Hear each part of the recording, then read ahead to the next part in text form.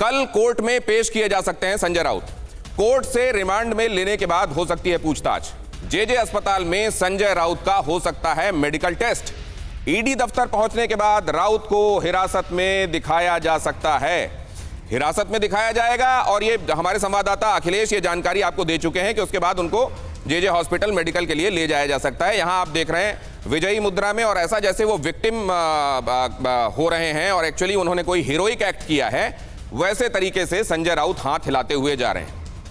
एक और अहम खबर देखिए, ईडी दफ्तर सोर्सेस के हवाले से इस वक्त ये बड़ी खबर है, संजय राउत से फिर से शुरू हुई है पूछताछ। ईडी वहां पर भी पूछताछ कर रही है, हिरासत में लेने के बाद भी पूछताछ हो रही है और राउत के मोबाइल फोन की जांच भी हो रही है। संजय राउत के फोन को कमरे से बाहर रखवाया गया है, सोर्सेस ये भी कह रहे हैं। मतलब कुल मिलाकर ये भी देखा जा रहा होगा शायद कि अभी तुरंत उन्होंने किसको कॉल किया या क्या मैसेजेस हैं उनके पास, और या फिर ये देखा आने वाले दिनों में बस एक कॉल कर सकती है आपको कंगाल, खाली हो सकता है बैंक खाता। कैसे? देखिए मेरे साथ, जागते रहो सिर्फ मनी 9 पर। अभी डाउनलोड करें। उनसे कॉल डिटेल रिकॉर्ड भी सीडीआर निकलवाकर यह देखा जाएगा कि क्या उन लोगों से बातचीत हुई है और फ्रीक्वेंटली हुई है जिनको इसमें मुलव्विस माना जा रहा है। बहुत जल्दी से ये भी देख लीजिए, ये भी आपके पर्सपेक्टिव को डेवलप करने का काम करेगा। ईडी इन्फोर्समेंट डायरेक्टरेट, ये प्रवर्तन निदेशालय, ये 1 मई 1956 को इसकी स्थापना हुई थी और ये बना था आपराधिक जो आर्थिक अपराध थे और विदेशी मुद्रा कानूनों के उल्लंघन की जांच के लिए ये बना था। 2002 के बाद पीएमएलए के बनने के बाद आपराधिक श्रेणी वाले फाइनेंशियल फ्रॉड और मनी लॉन्ड्रिंग पीएमएलए से जुड़े हुए मामले भी ये देखने लगा। अब देखिए जरा पीएमएलए क्या है। पीएमएलए है 2 नंबर के पैसे को हेर फेर करके ठिकाने लगाना। ये है मनी लॉन्ड्रिंग और इसका प्रिवेंशन करने वाला जो एक्ट है वो पीएमएलए है। इनके खिलाफ ये कानून उनको सही करने के लिए और कटघरे में लाने के लिए कानून बनाया गया है। 2002 में एनडीए के शासनकाल में ये बना, 2005 में यूपीए के शासनकाल में ये इनैक्ट हुआ। अब 2005 में वित्त मंत्री पी चिदम्बरम के नेतृत्व में इसको कुछ और पावर दिया गया। इसीलिए आपको याद होगा सुब्रमण्यम स्वामी कुछ दिनों पहले ये कह रहे थे कि जिसने बनाया उसी की तरफ घूमकर बूमरैंग होकर चीजें आई। ये है ईडी से जुड़ा हुआ मोटा मोटा फैक्ट। अब सवाल यह भी है कि पीएमएलए की ताकत क्या है। आरोपी को गिरफ्तार किया जाना, गिरफ्तार करके उसकी संपत्तियों को सीज करना, सर्च कर सकना, नेताओं अफसरों को तलब कर सकना, सरकार की अनुमति के बगैर मुकदमा दर्ज किए जाने की ताकत और जांच ऑफिसर के बयान को कोर्ट सबूत मानता है। यह भी इससे जुड़ा हुआ एक मजबूत पहलू है। अब जरा ये भी देख लीजिए, बहुत इंपॉर्टेंट है, पहले भी मैंने दिखाया है लेकिन आज फिर से क्योंकि ये मुद्दा उठा है और ये पर्सपेक्टिव देने का काम करता है, तो ये आप देख लीजिए। केसेस रजिस्टर्ड के हिसाब से, तलाशी छापेमारी के हिसाब से, ये पीएमएलए 2002 का जो ये एक्ट है, ये मीडिया रिपोर्ट्स और लोकसभा के हिसाब से क्या बताता है ये आपको देख लेना बड़ा आवश्यक है। और इसमें आपको ये दिखाई दे जाएगा कि क्या वाकई ये हैरेसमेंट के लिए ज्यादा है या चीजों को लॉजिकल कंक्लूजन तक ये ले जा सकता है। यहां पर 5422 केस रजिस्टर्ड, तलाशी छापेमारी 2833, गिरफ्तार 401 और संपत्ति जो जब्त हुई है वो करीब 1 लाख करोड़ रुपए की संपत्ति जब्त हुई है। शिकायत दर्ज और अंडर ट्रायल 1006 और 23 को दोषी पाया गया।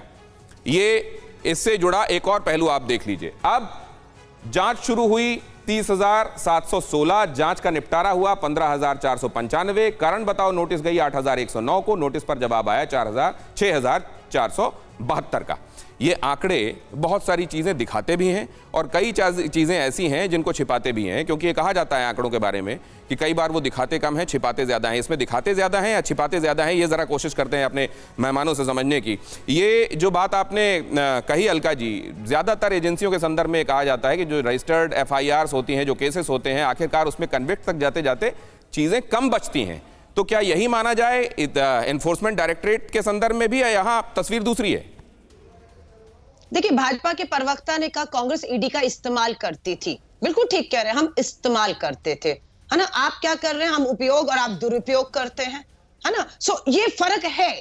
अब मैं आ जाती क्योंकि हम ही लाए थे ये कानून, हम ही मनी प्रिवेंशन और मनी लॉन्ड्रिंग एक्ट लाए, हम ही ने इसको सख्त बनाया था क्योंकि हमारी नीयत साफ थी, किसी को फंसाने की नहीं थी। अब मैं आपके आंकड़ों पर आ रही हूँ दिनेश जी, आपके दर्शकों के लिए।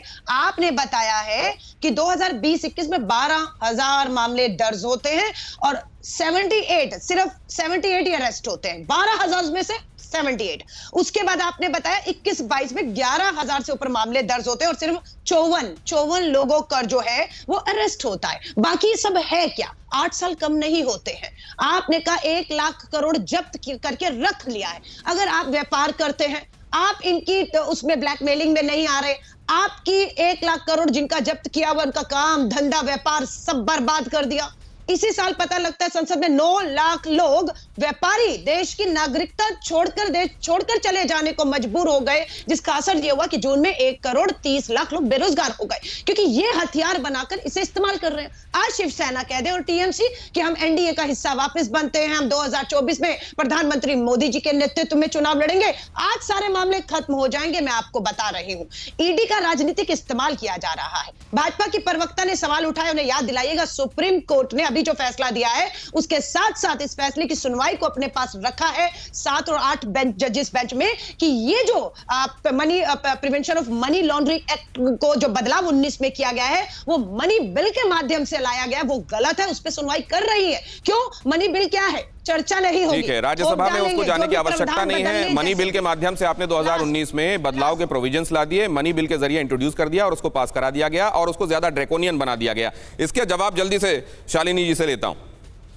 देखिए, अलका जी को दो मुद्दे और याद दिलाना चाहूंगी। जिस सुप्रीम कोर्ट की दुहाई उन्होंने दी, उसी सुप्रीम कोर्ट ने डिफेमेशन के लिए वो थोड़े वक्त के लिए आप आम आदमी पार्टी के साथ भी थी, तो आप याद कीजिए कि अरविंद केजरीवाल को यह भी कह दिया था कि माफी मांगिए।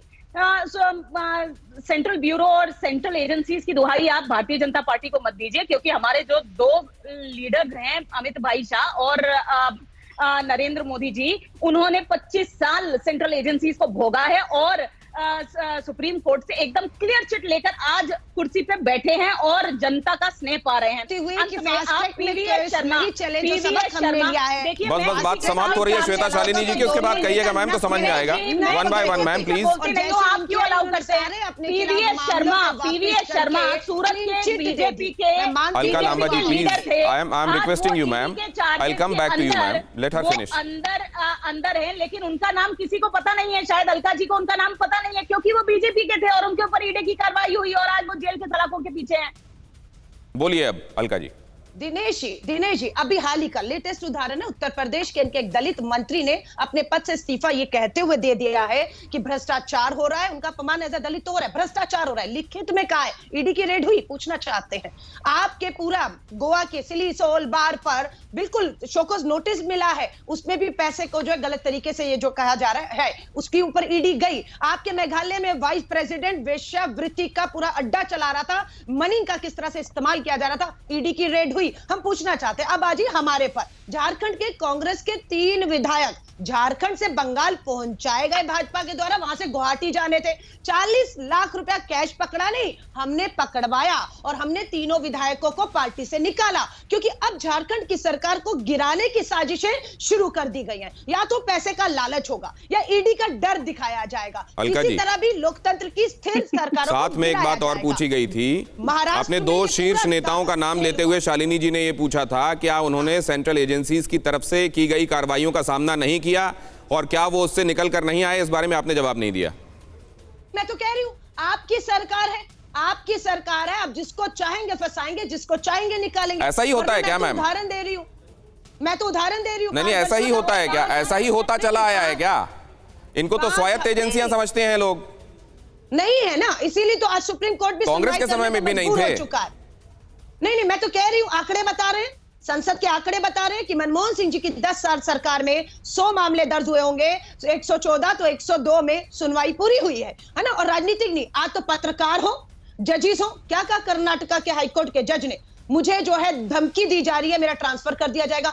आपके महाराष्ट्र के पूर्व पुलिस कमिश्नर के ऊपर ईडी की रेड हो रही है। यानी कि चाहे वो ब्यूरोक्रेसी हो, चाहे वो जुडिशरी हो, पत्रकार हो, राजनीति। क्या आपने भी खरीद लिया है गलत शेयर? हो गया है भारी नुकसान? देखिए मेरे साथ 80-90 पूरे 100 सिर्फ Money9 पर अभी डाउनलोड करें।